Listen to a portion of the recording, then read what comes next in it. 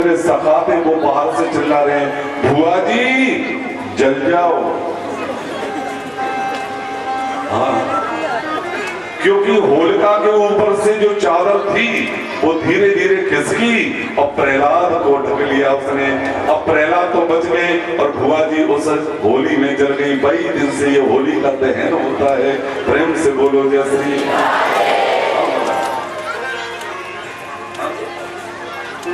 अब प्रहलाद जी बच गए बाबा जैसे रंग और गुलाल उड़ाते हैं, क्योंकि रंग गुलाल ये प्रसन्नता का प्रतीक है मेरे भाई बहन। जब ज्यादा प्रसन्नता होती है या कोई विशेष उत्सव होता है तब होली गुलाल का प्रयोग किया जाता है।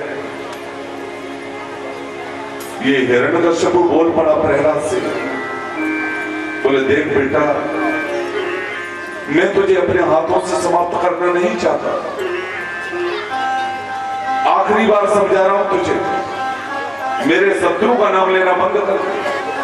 और यदि अब भी तूने मेरे शत्रु का नाम लिया तो प्रहलाद मैं स्वयं तुझे समाप्त कर दूंगा। हाँ? आज दूसरी बार विद्यालय जा रहे हैं प्रहलाद जी। पर जैसे ही विद्यालय पहुंचे तो जितने असुर बालक हैं, सहपाठी हैं प्रहलाद जी के, प्रहलाद जी को चारों ओर से घेर लिया। ये सहपाठी प्रहलाद जी से पूछते हैं, बोले भैया प्रहलाद एक बात बता, तू उस नाम को लेना बंद क्यों नहीं करता? ध्यान देना, उस नाम में आखिर क्या रखा है? अरे दंड तुझे मिलता है लेकिन मित्र होने के नाते कष्ट हमें भी होता है। तो प्रहलाद जी बोल पड़े, बोले जानना चाहते हो उस नाम में आनंद कितना है? बोले हाँ। तो सबरे असुर बालक जितने कक्षा में पढ़ते थे सबको प्रहलाद ने विद्यालय से बाहर निकाला और एक मैदान है विद्यालय के बाहर, प्रांगण है, उसमें लेकर आए और गोल घेरा देकर खड़े कर दिया सबरे सहपाठी को, और स्वयं प्रहलाद जी बीच में खड़े हो गए। प्रेम से बोलो जैसे। प्रहलाद जी बोलते हैं, बोले भैया जो मैं नाम लेता हूं उसमें मुझे जो आनंद आता है, अगर उस आनंद की अनुभूति आप भी चाहते हो तो जो मैं करूं वो आप भी करना। तो गोबरावासियों, जो प्रहलाद जी कर रहे हैं वो आप भी करने को तैयार हो के नहीं? तो सबरे सदन ने अपने हाथ उठाए और आप भी उठा लो, सब उठा लो, एक क्षण के लिए उठा लो। और प्रहलाद जी जो बोल रहे हैं अब ताली बजा बजा कर ऊपर ही बजाना ताली, और आपको भी बोलना, मेरे तो आधार सीताराम कितना, मेरे तो आधार सीताराम कितना, मेरे तो आधार सीताराम कितना, राम कितना, राम कितना,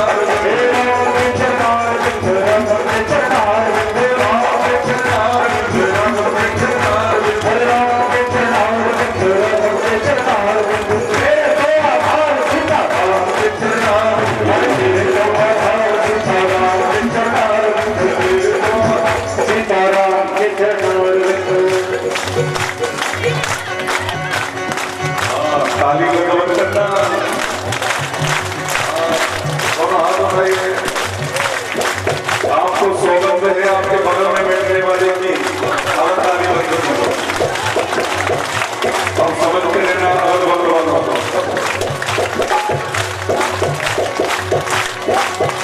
गुरु संध्यावन को पता कि विद्यालय में कीर्तन चल रहा था, हिरण्यकश्यप को पता चल गया तो हमें भी दंड मिलेगा। तो 10 सैनिक भेजे, कोई कीर्तन रुकवाओ, लेकिन मेरे गोबरावासी कोई कमजोर थोड़ी है जो कीर्तन बंद कर दे। 10 सैनिक आए, अस्त्र शस्त्र पीछे रखे, और जैसे प्रहलाद जी को छुआ तो ये 10 सैनिकों ने हाथ उठाया,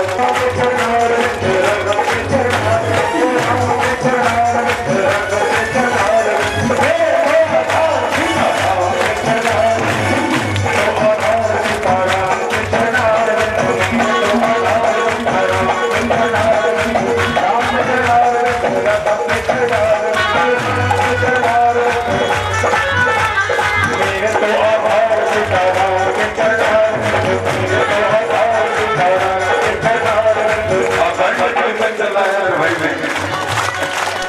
मुझे तो ऐसा लग रहा है, सही बता रहा हूँ, कि वहां जो कीर्तन हुआ होगा उससे कीर्तन अच्छा यहाँ चल रहा है। 10 सैनिक भी नाचने लग गए। गुरु संगमरमर विद्यालय से निकल कर आए हैं। हाँ, तो सेठा जी बोले प्रहलाद गुरु जी आ गए। ये सेठा जी बोले गुरु जी आ गए। ये सेठा जी बोल पड़े नरेरी बड़ी जी, बोले होगी सो देखी जाएगी, आज गुरु जी को भी प्रसाद दिए ही देते हैं। और जैसे ही दोनों आचार्य पास में आए तो सबरे सहपाठियों ने ऊपर हाथों में उठाया दोनों आचार्यों को, और जैसे प्रहलाद जी ने छुआ तो ठंडा मन में दोनों आचार्य है वो क्या बोलने लगे, अरे मेरे तो आधार से तारा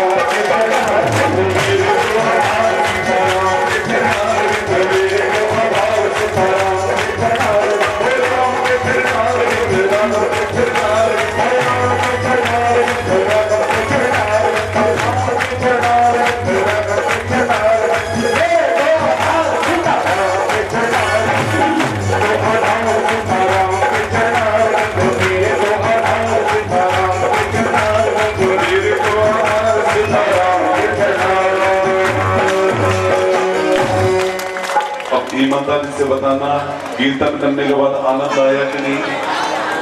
जिन को आगे नाचे बगैर रह नहीं सकता।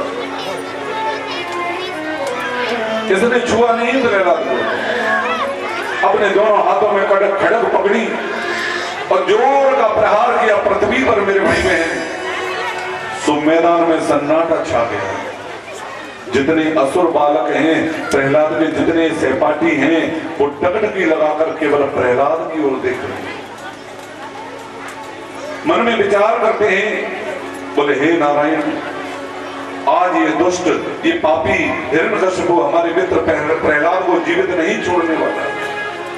हे भगवान, आकर आप हमारे मित्र की प्राण रक्षा कर लेना।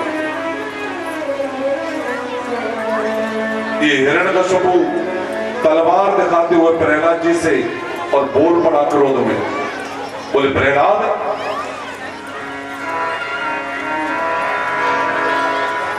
हे दुर्विनीत मंदात्मन कुल भेद कराधम स्तब्धम चास्योद्युतम नैस्येत्यादियम यक्षयम। क्रोध में आकर बोला प्रहलाद से, क्या बोला? हे दुर्विनीत मंदात्मन कुल भेद कराधम, हे कुल भेदी, हे मंदात्मन प्रहलाद, हे दुर्विनीत, तुझे मेरी बात समझ में नहीं आई? 1000 बार मैंने तुझे समझाने का प्रयत्न किया, लेकिन तूने मेरी एक भी बात नहीं मानी। स्तब्धम मच्छासनयोद्युक्तम नैस्येत्यादि यम यक्षम, ये खड़ग दिखाते हुए कहता है, आज तुझे यमपुरी जाने से कोई बचा नहीं पाएगा, मैं स्वयं अपने हाथों से तुझे समाप्त करूंगा। प्रहलाद, ये बता तू, तुझे इतना बड़बोला किसने बनाया है? तू किसकी सह पर इतना बोलता है? सो प्रहलाद जी पुनः बोल पड़े, हिरण्यकशिपु से ध्यान देना। बोले पिताजी, न केवलम में भवतस्य राजन समयबलम बलनाम च परेशम परे परे स्थिर जंगमाये ब्रह्मादयोयं वंशं प्रणीतः। न केवलम में भवतस्य राजन, प्रहलाद कहते बोले हे राजन, हे हिरण्यकशिपु, आप जानना चाहते हो कि ये बोलने का अधिकार मुझे किसने दिया? न केवलम में भवतस्य राजन, पिताजी आपके अंदर, मेरे अंदर और इस संपूर्ण सृष्टि के अंदर जो बोलने की शक्ति है, सामर्थ्य है, वो भी मेरे मालिक ने ही सब में प्रदान की। और जब मालिक का नाम लिया तो फिर से क्रोध के मारे आग बबूला हो गया हिरण्यकशिपु। बोले देख देख प्रहलाद, फिर तूने नाम लिया मेरे शत्रु का। प्रहलाद, तुझे तो आज मैं समाप्त कर ही डालूंगा, लेकिन तू ये बता तेरा मालिक कहां है? पहले आज उसी से दो हाथ कर लेता हूं, फिर तुझे समाप्त कर दूंगा। और जैसे ही प्रहलाद जी से पूछा, बोले तेरा भगवान कहां है? हाँ? तेरा भगवान कहां है? तो प्रहलाद जी बोल पड़े, बोले पिताजी जानना चाहते हो मेरा भगवान कहां है? सूर अनेक फिरे कण मांगत, सूर अनेक फिरे कण मांगत, पद सूर स्वाद कहां है? पिताजी पुण्य ताल मजीरा जाति तेरे मीरा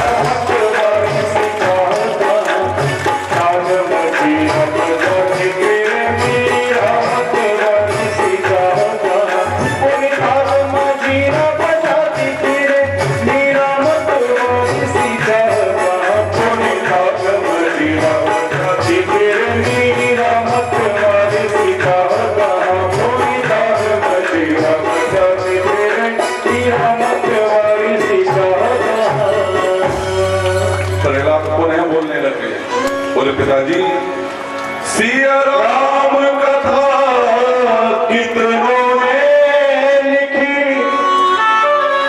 पर तुलसी जैसी मर्यादा कहां है? और झट से बोल गए प्रहलाद, बोले पिताजी नरसिंह बसे प्रति खंभन में नरसिंह बसे प्रति खंभन में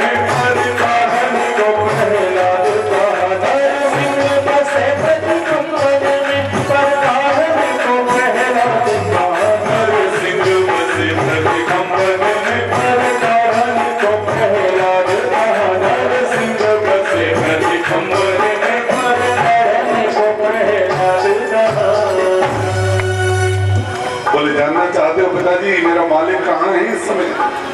मेरा भगवान कहां है? बोले हाँ प्रहलाद बता। तो प्रहलाद जी खड़े हुए, बोले पिताजी तो में मोह में, क्या बोले? तो में मोह में इस खड़ग इस खंभ में व्याप रहे हो जगदीश। बोले सब जगह है मेरा मालिक। हिरण्यकशिपु ने क्रोध में आकर खड़ग दोनों हाथों से पकड़ा, बोले इस खंभे में तेरा भगवान है? तो प्रहलाद थोड़ा सा चिंतित हो गए, बोले हे नारायण 7 वर्ष का छोटा सा बालक हूं, भूल बस में बोल तो गया हूं कि इस खंभे में भी आप मिल जाएंगे। हे नारायण आप प्रकट हो जाना। तो महाराज जैसे हिरण्यकशिपु ने अपने खड़ग दोनों हाथों से प्रहार किया खंभे में, खंभा बीच से फटा और बोलिए नरसिंह भगवान की जय,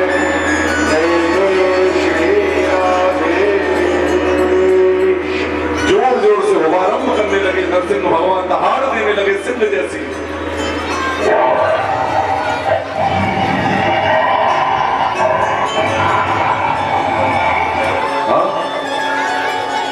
नरसिंह भगवान का स्वरूप कैसा है?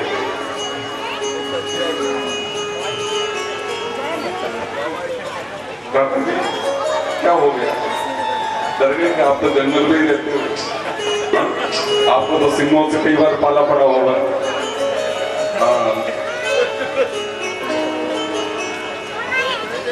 भगवान नरसिंह के श्वेत रंग के केश हैं, सफेद रंग के, बड़े बड़े पंजे शेर जैसे हैं, मुखमंडल भगवान नरसिंह का सिंह जैसा है और पूरा शरीर मनुष्य जैसा, आधे नर और आधे सिंह बराबर नरसिंह।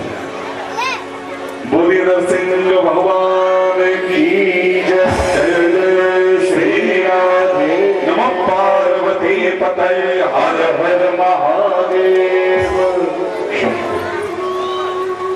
भगवान नरसिंह ने दौड़कर और हिरण्यकशिपु को पकड़ा और अपनी जंघाओं पे लेटा लिया। ध्यान देना कथा पर, बहुत शांति से सुनना, जरा भी बातचीत नहीं होना चाहिए। फिर आए मत ले जा जल्दी।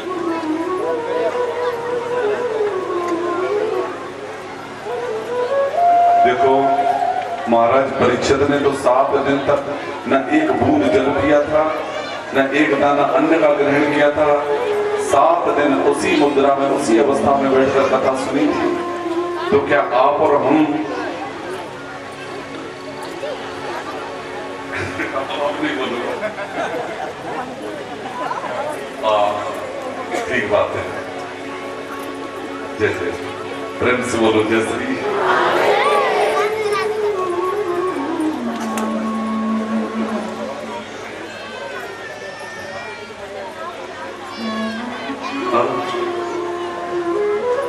अपनी जंघाओं पे लिटा दिया पापी हिरण्यकशिपु और भगवान नरसिंह कह रहे हैं, बोले आज हम तुम्हें अपने साथ लेकर जाएंगे। बोले कहां? बोले जहां से हम लेने आए वहीं। ये पापी हिरण्यकशिपु भगवान नरसिंह से बोल पड़ा, मैया बोले आपकी सामर्थ्य ही नहीं है कि मुझे कहीं ले जा सको, आप मुझे मार नहीं सकते। बोले क्यों? बोले मैंने ब्रह्मा जी से वरदान मांग रखा है। एक सेठ जी थे, भगत जी थे, बहुत ध्यान से सुनना। भगत जी के मन में विचार आया, बोले संसार के लोग ज्यादातर भगवान शंकर और विष्णु की आराधना करके उनसे वरदान मांगते हैं, लेकिन ब्रह्मा जी के भगतों की कमी है संसार में। क्यों? क्योंकि ब्रह्मा जी का केवल भारत में एक ही मंदिर है, पुष्कर राजस्थान में बस एक ही मंदिर है, इकलौता मंदिर। तो ब्रह्मा जी के भक्तन की कमी है बहन। सो सेठ जी ने मन में विचार किया, बोले हम तो ब्रह्मा जी की आराधना करेंगे और ब्रह्मा जी से ही वरदान मांगेंगे। सो सेठ जी ने झोली माला आसन लिया और पुष्कर राजस्थान पहुंचे और महाराज ब्रह्मा जी के मंदिर के आंगन में जाकर बैठे, आसन लगाया और 3 महीने तक भजन किया। बहुत ध्यान से सुनना। 3 महीने में ही चतुरानन ब्रह्मा प्रसन्न हुए भगत जी के भजन से और प्रकट हो गए सामने। बोले भगत जी आपकी भजन से मैं प्रसन्न हूं, आप वरदान मांग लो, जो मांगोगे वो दूंगा तुम्हें। अब थे तो कलयुगी भगत, तो कलयुगी भगत क्या मांग रहे हैं ब्रह्मा जी से? बोले हे ब्रह्मा जी पहला वरदान ये दे दो कि मेरा विवाह हो जाए। ब्रह्मा जी ने हाथ उठाया, बोले तथास्तु। बोले दूसरा वरदान ये दे दो कि सुंदर मकान बन जाए। सो महाराज ब्रह्मा जी ने दूसरा हाथ में उठाया, बोले तथास्तु। ब्रह्मा जी ने कहा, बोले 3 महीने भजन किया है इसलिए वरदान भी 3 ही मांगना, हम देंगे तुझे। तो बोले तीसरा वरदान ये दे दो कि जब चाहूं तब 3 वरदान फिर मांग लूं आपसे। प्रेम से बोलो जैसा। हाँ हो गई लीला। ब्रह्मा जी की कृपा से भगत जी घर गए, सुंदर विवाह हुआ, सुंदर मकान बन गया। अब एक दिन जोर की बारिश हो रही थी मकान के ऊपर, महंगा कलर पेंट लगा था मकान पर, तो वो बारिश के जल में धुल रहा था और भगत जी भी भीग गए थे, तो जुकाम खांसी हो गया। अब बेडरूम पे पलंग पर लेटे लेटे भगत जी ने आवाज लगाई, ओ ब्रह्मा जी। तो झट से चतुरानन ब्रह्मा बेडरूम में प्रकट हो गए। कहो भगत जी। बोले पहला वरदान ये दे दीजिए कि आज के बाद मेरे मकान के ऊपर बारिश ना हो। ब्रह्मा जी ने कहा, बोले तथास्तु। बोले दूसरा वरदान ये दे दे कि आज के बाद मुझे कोई शारीरिक कष्ट ना हो। ब्रह्मा जी ने कहा, बोले तथास्तु। अब ब्रह्मा जी धीरे से डरते डरते पूछ रहे, बोले तीसरा वरदान मांग। तो इसने कहा, बोले तीसरा वरदान ये दे दो कि जब चाहूं तब 3 वरदान फिर मांगो।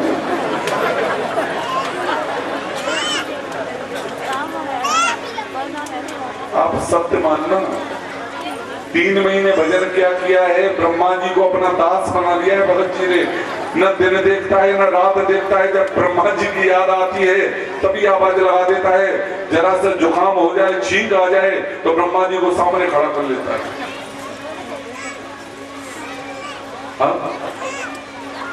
ब्रह्मा जी दौड़े दौड़े क्षीर सागर में गए, गरुड़गामी भगवान के दरबार में, प्रभु त्रयमाम त्रयमाम। बोले क्या हुआ ब्रह्मा जी, इतने घबराए हुए क्यों हो? बोले प्रभु मुझे बचाओ, उस कलयुगी भगत से पीछा छुड़वाओ।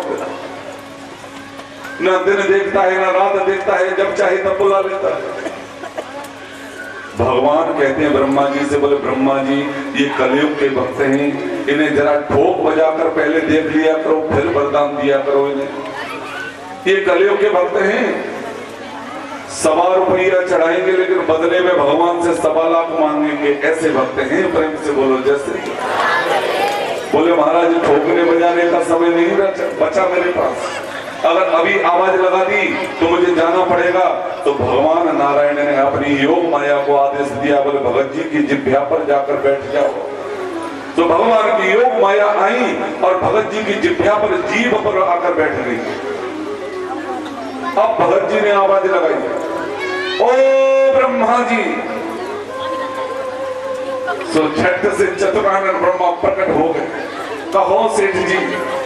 बोले पहला वरदान ये दे दो कि संत और भगवंत के चरणों में मेरा मस्तिष्क सदैव झुकता रहे, क्योंकि योग माया बैठी है। ब्रह्मा जी ने कहा बोले तथास्तु।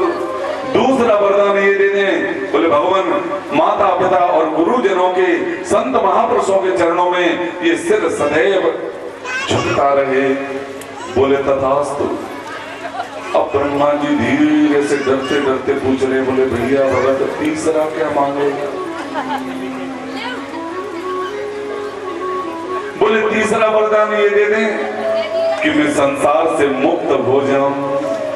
ब्रह्मा जी कहते हैं मुक्ति मांग चाहे भक्ति मांग, भैया मेरा पीछा छोड़, सब ले ले अभी।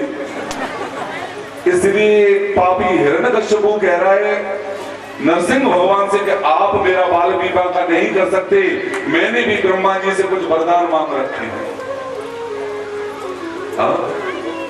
भगवान नरसिंह पूछते, बोले तूने क्या वरदान मांग रखा है ब्रह्मा जी से? तो पापी हिरण्यकश्यपु कहता है, बोले पहला वरदान ये मांगा है न दिन में मरूं न रात में मरूं। भगवान नरसिंह कहते, बोले आंख खोल के देख, दिन है कि रात है?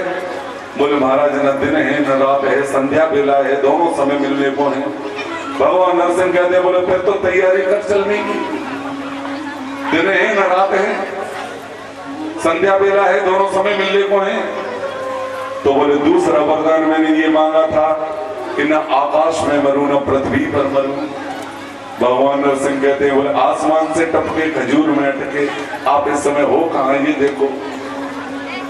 बोले महाराज ना आकाश में हूं न पृथ्वी पर हूं, आपने अपनी जंघाओं पे लिटा रखा है। तो बोले फिर तो मरना पड़ेगा। बोले नहीं मर सकता। बोले अब क्या गड़बड़ है? बोले तीसरा वरदान मैंने ये मांगा है भगवान से कि ना अस्त्र से मरूं न शस्त्र से मरूं। हाँ भगवान नरसिंह कहते, बोले देख लाला इधर देख, तू न मेरे पास कोई अस्त्र है न शस्त्र है, सिंह के बड़े बड़े नख हैं, पंजे हैं, बस इनसे ही तेरो काम तमाम करना है। तो बोले महाराज चौथा वरदान मैंने ये मांग रखा है भगवान श्री हरि से। बोले महाराज ब्रह्मा की सृष्टि में बनाए हुए किसी भी जीव अथवा पशु के हाथों मेरी मृत्यु न हो। सो अट्टहास करके गर्जना करने लगे। भगवान नरसिंह हंसने लगे।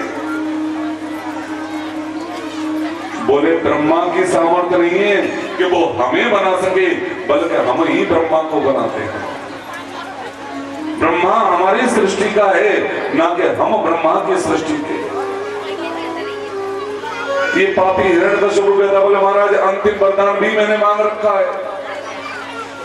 बोले अंतिम वरदान क्या मांग रखा है? तो बोले महाराज मैंने अंतिम वरदान ये मांग रखा है कि साल के 12 महीने में मेरी मृत्यु ना हो। भगवान नरसिंह बोल पड़े, बड़ो चालाक चेला है रे, साल में 12 महीना हुए और जो कह रहे बोले 12 महीना में मृत्यु ना हो। तो भगवान नरसिंह बोल पड़े, बोले मुझे बेटा पहले से ही पता था कि तू ये भी मांगेगा, इसलिए तेरे लिए स्पेशल महीना एक अलग से मैंने बनाया है, जिसे पुरुषोत्तम मास, लौण का महीना, अधिक मास कहते हैं। वो 3 साल में एक बार पड़ता है। और उस समय लौड़ का महीना चल रहा था, तो भगवान नरसिंह ने जैसे अपने भक्त प्रहलाद को देखा तो क्रोध में भरे आए और अपने दोनों बड़े बड़े नखों से पापी हिरण्यकश्यप का हृदय विदीर्ण कर दिया। मेरे भाई, पापी हिरण्यकश्यप की आंखों को निकालकर और माला की तरह गले में धारण कर लिया। इसके लाल रक्त से अपने श्वेत रंग के केसों को रंग लिया भगवान नरसिंह ने, और जोर जोर से हुमारंभ ले रहे हैं भगवान नरसिंह।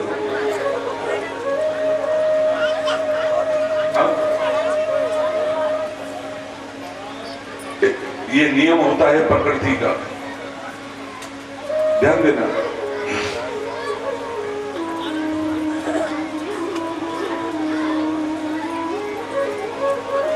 ठीक है, अकेले अकेले पी लो। नियम तो ये होता है कि 7 दिन तक परीक्षा तो अभ्यास, साथ ही भोजन करते हैं, साथ ही सब कुछ खाना पीना करते हैं, लेकिन कोई बात नहीं। अब व्यासपीठ से अनुमति है महाराज जी, आप ले लीजिए, मेरी तो मजबूरी है ना। मुझे तो सत्य कह रहा हूं, कथा कहने में चाय से भी ज्यादा आनंद आ रहा है। जो कथा रस पान करा रहा हूं उसमें बहुत आनंद आ रहा है।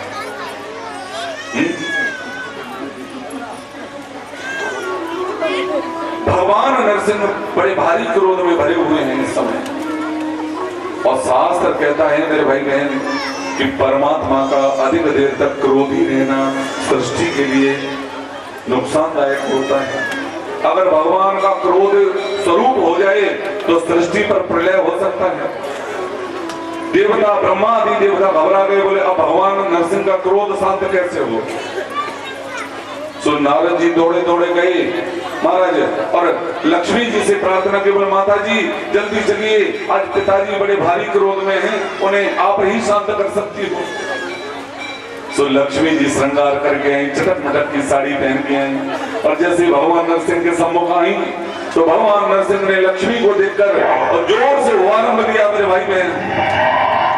तो लक्ष्मी जी तो इतनी डर गई, इतनी घबरा गई, ऐसी भागी ऐसी भागी ऐसी भागी कि दूसरी सांस तो बैकुंठ में ही जाके प्राप्त की, प्रेम से बोलो जैसे। तब ब्रह्मा आदि देवताओं ने भगवान के परम लाडले भक्त प्रहलाद को आगे खड़ा किया और भगवान नरसिंह की ओर प्रहलाद को धक्का दे दिया। भगवान नरसिंह ने अपने भक्त प्रहलाद को अपने अंक में भर लिया, अपनी जिह्वा से अपने भक्त प्रहलाद के मस्तिष्क को चाटना आरंभ कर दिया भगवान नरसिंह ने। भगवान नरसिंह कहते हैं, बोले बेटा प्रहलाद, तूने मेरे लिए बड़े कष्ट सहे हैं, दुख सहे हैं, मैंने आने में देर लगा दी, हो सके तो बेटा मुझे क्षमा कर देना। भगवान कहते हैं प्रहलाद जी से, ध्यान देना भैया, फिर बातचीत होने लगी। बोले प्रहलाद, आज मैं तेरी भक्ति से अति प्रसन्न हूं। ध्यान देना भैया, योग चाहे तो योग दे डालूं, भोग चाहे तो भोग दे डालूं। प्रहलाद, आज यदि तू देवलोक मांगेगा, इंद्र लोक मांगेगा, तो वो भी देने से मैं पीछे नहीं रहूंगा। और इंद्र लोक की बात करी तो देवराज इंद्र थर थर कांपने लगे। बोले हे भगवान, ऐसा न हो जाए कि 7 वर्ष का प्रहलाद मेरा इंद्र लोक ही मांग ले भगवान से। प्रहलाद जी बोल पड़े, तेरी शरण में आके। प्रहलाद जी कहते हैं, बोले भगवान, तेरी शरण में आके मैं धन्य हो गया। तेरी शरण में आके मैं धन्य हो गया। तेरी शरण में आके मैं धन्य हो गया।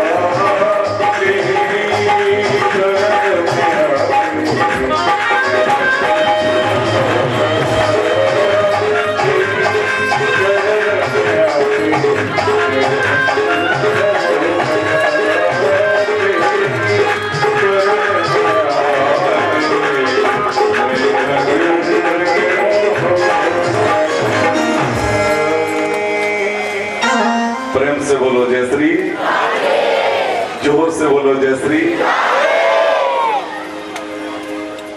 भगवान नरसिंह कहते बोले बेटा प्रहलाद, मैंने आने में देर लगा दी, तूने बहुत कष्ट सही मेरे लिए। प्रहलाद कहते हैं तेरी शरण में आके मैं धन्य हूं। कितने मिले अमीर यहाँ कितने गरीब, पर आप जो मिल गए तो मैं धनवान हो गया। प्रहलाद जी कहते हैं बोले प्रभु अगर देना चाहते हो तो एक वरदान अवश्य आपसे प्राप्त करना चाहूंगा। बोले मांग बेटा प्रहलाद। भगवान नरसिंह से प्रहलाद जी बोल पड़े, बोले भगवान मैं मानता हूं कि मेरे पिता महाराज ने आपसे जीवन पर्यंत बैर किया, द्वेष किया। दैत्य राज थे मेरे पिता महाराज, लेकिन आखिर थे तो मेरे पिता ही। अगर देना चाहते हो भगवान तो यही वरदान दें कि मेरे पिता महाराज को मुक्ति प्राप्त हो। हाँ? भगवान नरसिंह बोल पड़े, बोले अरे बेटा प्रहलाद, तेरे जैसा पुत्र जिस कुल में जन्म लेता है उस कुल की 21 पीढ़ियों का उद्धार हो जाता है। 7 पीढ़ी मातृ पक्ष की, 7 पीढ़ी पितृ पक्ष की और 7 पीढ़ी ससुराल पक्ष की का भी उद्धार हो जाता है। आज भगवान नरसिंह आशीर्वचन प्रदान करके प्रहलाद जी को और अंतर ध्यान हुए। और आइए अब अनंत बलवंत श्री हनुमत लाल के चरणों में कोटान कोट नमन करते हुए और नवम स्कंद में प्रवेश करा रहा हूं, क्योंकि नवम स्कंद में भागवत में सूक्ष्म रूप से राम कथा के दर्शन कराए राजा परीक्षित।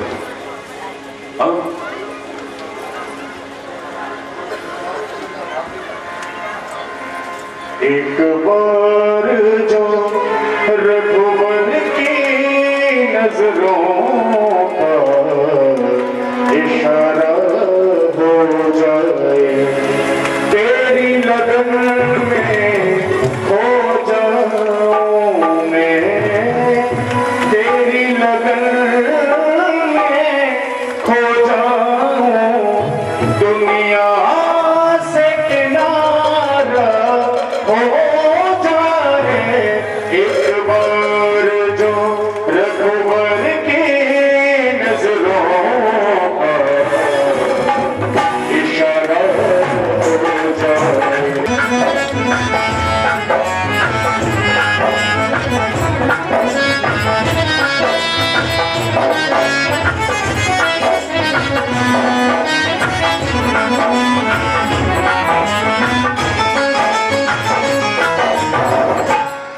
सरकार तुम्हारी तकदीर बनाई जाती है, मेरी बिगड़ी भी बन जाए, मेरी बिगड़ी भी बन जाए, एहसान तुम्हारा हो जाए।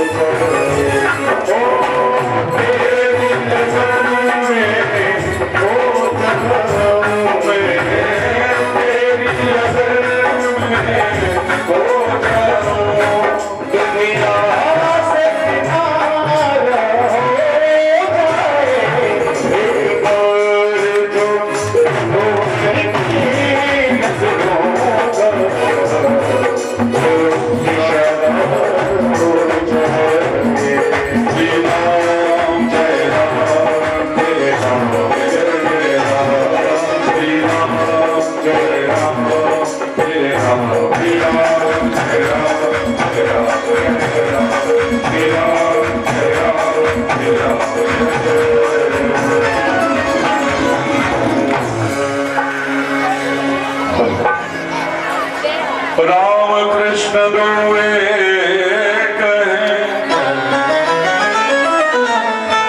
अंतर नहीं।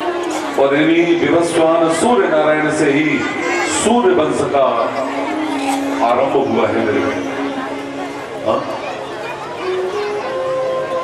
इस सूर्य वंश में एक से एक बड़े प्रतापी राजा हुए महाराज, बड़े बड़े धर्मात्मा राजा हुए हैं। इस सूर्यवंश में एक बहुत बड़े प्रतापी राजा हुए जिनका नाम है श्री अम्बरीश महाराज। और गोस्वामी जी ने वर्णन किया है, बोले अम्बरीश महाभागा। राजा अम्बरीश महीने में पड़ने वाली दोनों एकादशी निर्जला ही किया करते हैं। बहुत ध्यान से सुनना, ये सूर्यवंश की वंशावली है। दोनों एकादशी निर्जला ही किया करते हैं। और साथ में संकल्प है अम्बरीश राजा का कि सबसे पहले द्वादशी में जब एकादशी का पारायण करते हैं, व्रत खोलने से पहले एक ब्राह्मण को भोजन कराते हैं, तत्पश्चात ही स्वयं भोजन और जल अन्न ग्रहण करते हैं। एक दिन की बात है, संत अम्बरीश ने एकादशी व्रत रखा था और सवेरे सवेरे अयोध्या में अम्बरीश महाराज के महल में संत दुर्वासा का आगमन हुआ।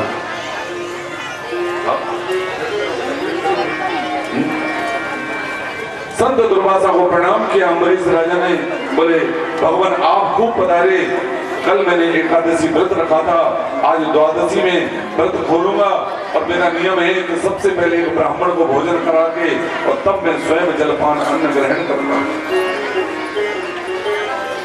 संत दुर्वासा बोल पड़े अम्बरीश से, बोले ठीक है अम्बरीश, मैं सरयू जी में जा रहा हूं संध्या बंधन करने, स्नान करने, आप तब तक भोजन प्रसादी की व्यवस्था करो। आपने देखा होगा महाराज, कभी कभी कोई तिथि आती है, कुछ समय के लिए आती है और दूसरी तिथि में परिवर्तित हो जाती है।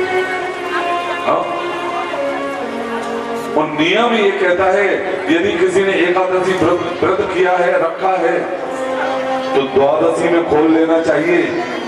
और द्वादशी में व्रत पूर्ण नहीं खोला तो व्रत खंडित माना जाता है।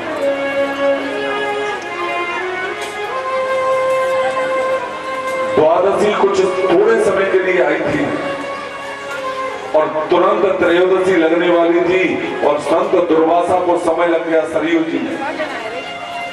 परिणाम ये हुआ मेरे भाई बहन कि अयोध्या के जितने ब्राह्मण थे उन्होंने अम्बरीश से कहा, बोले राजन आपने एकादशी व्रत रखा है और द्वादशी समाप्त होने को है और दुर्वासा अभी तक आए नहीं है, त्रयोदशी आरंभ हो जाएगी, तो आप एक काम करो, जलपान करके ही व्रत खोल लीजिए।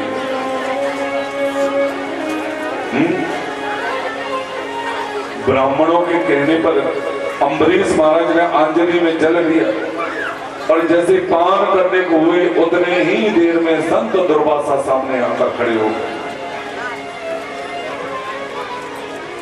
संत दुर्वासा बोल पड़े, बोले अरे दुष्ट, अरे अम्बरीश एक ब्राह्मण का निमंत्रण करके और ब्राह्मण से पहले जल अन्न ग्रहण कर रहा है, तो झट से अपने केसों से एक जटा निकाली दुर्वासा संत ने और पृथ्वी पर पटका, उससे कृत्या नाम की दैत्य उत्पन्न हो गई। संत दुर्वासा ने उस कृत्या नाम की दैत्य को आदेश दिया, बोले जाओ अम्बरीश को समाप्त कर दो। मेरे भाई बहन, जैसे ही ये कृत्य नाम की दैत्य अम्बरीश महाराज को मारने के तय दौड़ लगाई, इतने में भगवान का दिव्य सुदर्शन चक्र आया, कृत्या का वध करके। अब तो ये सुदर्शन चक्र दुर्वासा संत के पीछे लग गया मेरे भाई।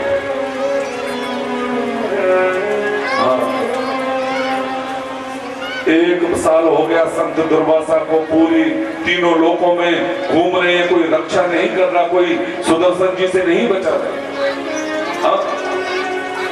तब मार्ग में नारद जी मिले 1 वर्ष बाद, बोले अरे अम्बरीश कहां भागे जा रहे हो, जरा रुको। अम्बरीश कहते रुक नहीं सकता, पीछे सुदर्शन जी लगे हैं, वो मुझे समाप्त कर देंगे। तो बोले नारद जी कोई उपाय बताएं कि मेरे प्राण बच जाएं, अपराध तो मेरा कोई है नहीं, निरपराधी हूं। तब संत नारद कहते हैं, बोले अब संसार में केवल आपको भगवान नारायण के अलावा कोई नहीं बचा सकता। सो संत अम्बरीश महाराज दौड़ लगाई और क्षीर सागर में भगवान नारायण के दरबार में गए, चरण पकड़ लिए, प्रभु त्रयमाम त्रयमाम त्रयमाम, मेरी प्राण रक्षा करो। बोले क्या हुआ अंतरीश? बोले सुदर्शन जी से मेरा पीछा छुड़ा, मुझे मारना चाहते हैं दुर्वासा जी।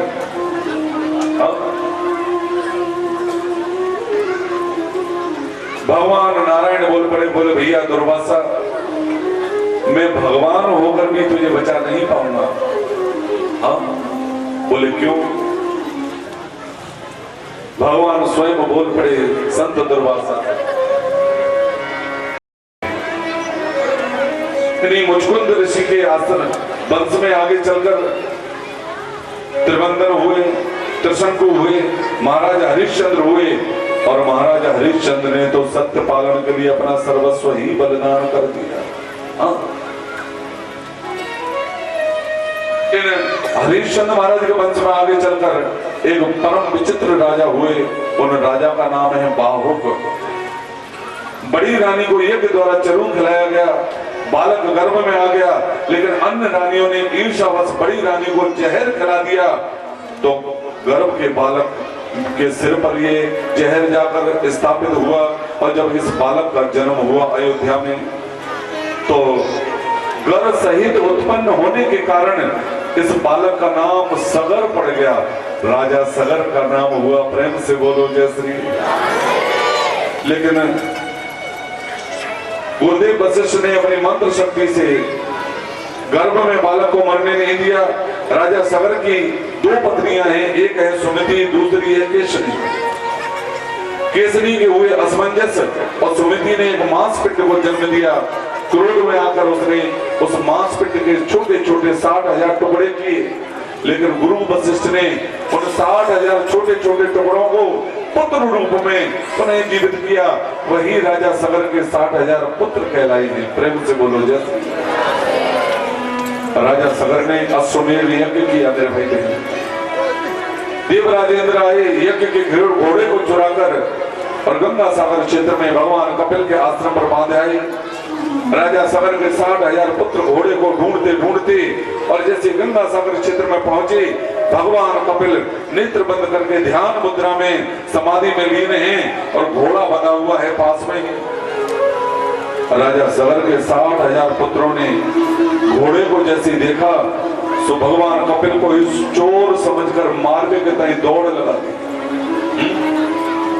और जैसे ही भगवान कपिल के नेत्र खुले, तो राजा सगर के 60,000 पुत्र जलकर भस्मी के रूप में परिणत हो गए। प्रेम से बोलो जैसे।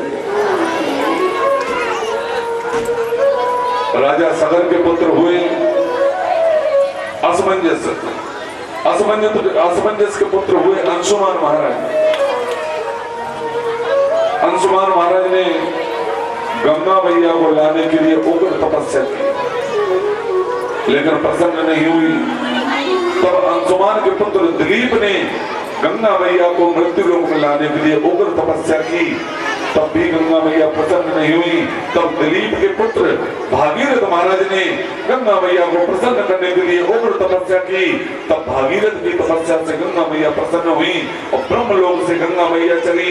ये आई ध्रुव मंडल में, ध्रुव मंडल से सुमेरु पर्वत पर आई और सुमेरु पर्वत से महाराज ये कैलाश खंड में, और कैलाश खंड से नीचे गौमुख में भगवान शिव विराजमान हैं और आकर शिव जी की जटाओं में दोनों के तो हो गए गंगा मैया। प्रेम से बोलो जैसे।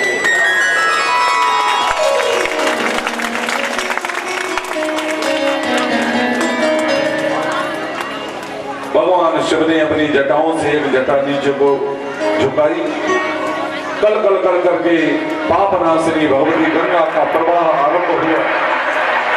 आगे आगे भागीरथ जी, पीछे पीछे गंगा मैया। ये चली महाराज गौमुख से, तो ये बद्रिकाश्रम के पास अलग नंदा में आकर मिली, और ये ऋषिकेश आई। ऋषिकेश से ये मैदानी इलाका पकड़ा, हरिद्वार क्षेत्र में आई, और हरिद्वार से ये सीधे कानपुर, कानपुर से संगम क्षेत्र प्रयागराज में आई, जहाँ गंगा जमुना सरस्वती का पावन संगम है। और यहीं पर जन्नू बाबा विराजमान थे भजन करने। आसन लगा हुआ था मार्ग में जन्नू बाबा। और गंगा जल जैसे आसन के नीचे आया, जन्नू बाबा को लगा, बोले अभी बरसात तो हुई ना है, ये जल कहां से आया? तो केशवाय नमः, माधवाय नमः, नारायणाय नमः, 3 आचमन में पूरी गंगा मैया को पान करके प्रेम से बोलो जैसे।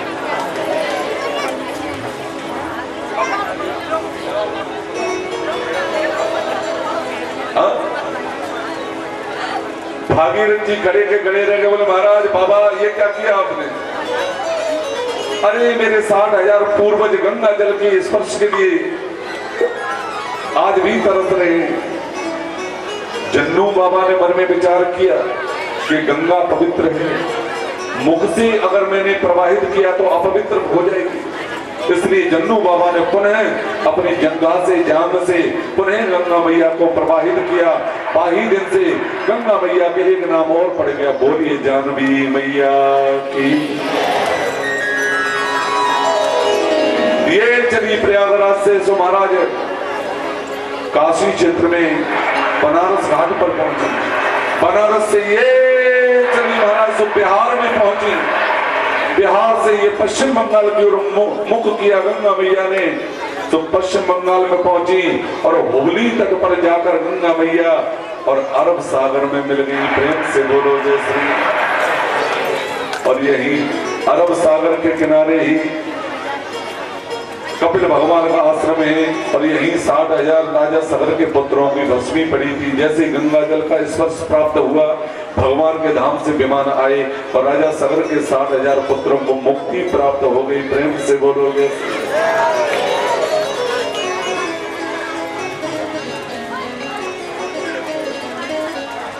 मेरी मैया इशारों कर रही थी अभी, बोले जल्दी कर कथा, जल्दी जन्म कर। हाँ, मैंने कहा मैया आगे नहीं बढ़ सकता, यहाँ पूरे क्षत्रिय बैठे हैं, सूर्यवंशी चंद्रवंशी बैठे हैं, इनकी वंशावली तो बतानी पड़ेगी, नहीं तो नाराज हो जाएंगे, दक्षिणा कब मिलेगी। हाँ? हाँ? और मुझे विश्वास है कोई मेरी मैया बहन कोई कहीं नहीं जाएगा जब तक जन्म नहीं होगा। आज बहुत आनंद आना है, नंदोत्सव का खूब बधाई लुटना है। और दादा महाराज सामान आ गया है ना बधाई का। हाँ, सब गोबरा वासियों ने इतनी व्यवस्था की है, बधाई की कम नहीं पड़ेगी, दोनों हाथों से लौटाऊंगा तब भी कोई कमी नहीं पड़ेगी। हाँ, बस आप तो शांति का दान दें, कथा में मन लगाते रहें, आनंद लेते रहें। इन्हीं भागीरथ महाराज के वंश में आगे चलकर एक परम दिव्य राजा हुए खट्टवांग, खट्टवांग के फिर दीर्घबाहु, और दीर्घबाहु के पुत्र हुए राजा रघु। राजा रघु ने इतने यज्ञ किए पृथ्वी पर कि दावकी कुशाओं से संपूर्ण पृथ्वी को ढक दिया, इतने यज्ञ किए। तो जो सूर्यवंश था आगे चलकर यही सूर्यवंश रघुवंश के नाम से जाना जाने लगा, क्योंकि राजा रघु का प्रताप इतना फैला इस पृथ्वी पर कि जो सूर्यवंश था वो रघुवंश के नाम से जाना जाने लगा। प्रेम से बोलो जय श्री। इसी रघुवंश में एक प्रतापी सम्राट है और ये अयोध्या के सम्राट हैं। भैया बात मत करो बेटा। बाबा महाराज, ओ सनन बाबा, अरे इधर कथा पे ध्यान दो, क्या है उधर पीछे?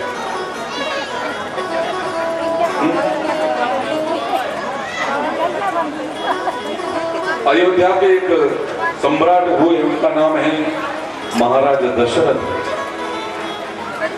और गोस्वामी जी ने वर्णन किया है दशरथ जी के लिए। अवधपुरी रघुकुल मुनिरा वेद विदित दशरथ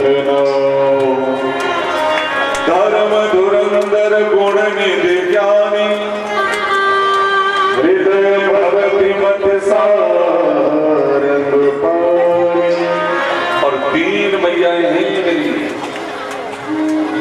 बड़ी मैया का नाम है कौशल्या, छोटी मैया का नाम है कैकेयी, और तीसरी मैया का नाम है सुमित्रा। और गोस्वामी जी कह रहे हैं इनके लिए कौशल्यादि नारी प्रिय सब आचरण पुनीत,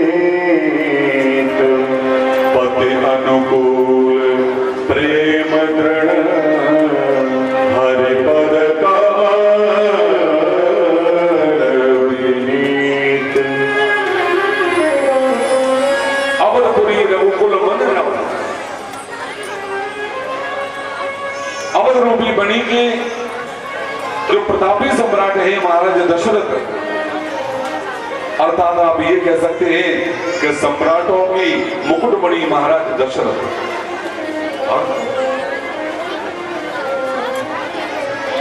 महाराज दशरथ कहते हैं, बोले धर्म धुरंधर गुण निज ज्ञानी, सदैव धर्म के मार्ग पर चलने वाले हैं और गुणों की खान है, अनंत खान है। और जहां तक सम्मान का प्रश्न है महाराज दशरथ का, तो महाराज दशरथ का इतना सम्मान है कि जब भी महाराज दशरथ इंद्र लोक में जाते हैं तो देवराज इंद्र सम्मान में आधा अपना सिंहासन खाली कर देते हैं महाराज दशरथ के। मेरी तीनों मैयाएं अब सदैव पति के वचनों पर चलने वाली हैं, पति के अनुकूल हैं मेरे भाई बहन, और सदैव भगवान से प्रेम करने वाली हैं। एक बार महाराज दशरथ गुरु जी के घर गए, गुरु पुत्र को गोद में बिठाकर खिला रहे थे, और गुरु पुत्र को जैसे गोद में लिया तो ये गुरु पुत्र जोर जोर से रोना आरंभ कर दिया।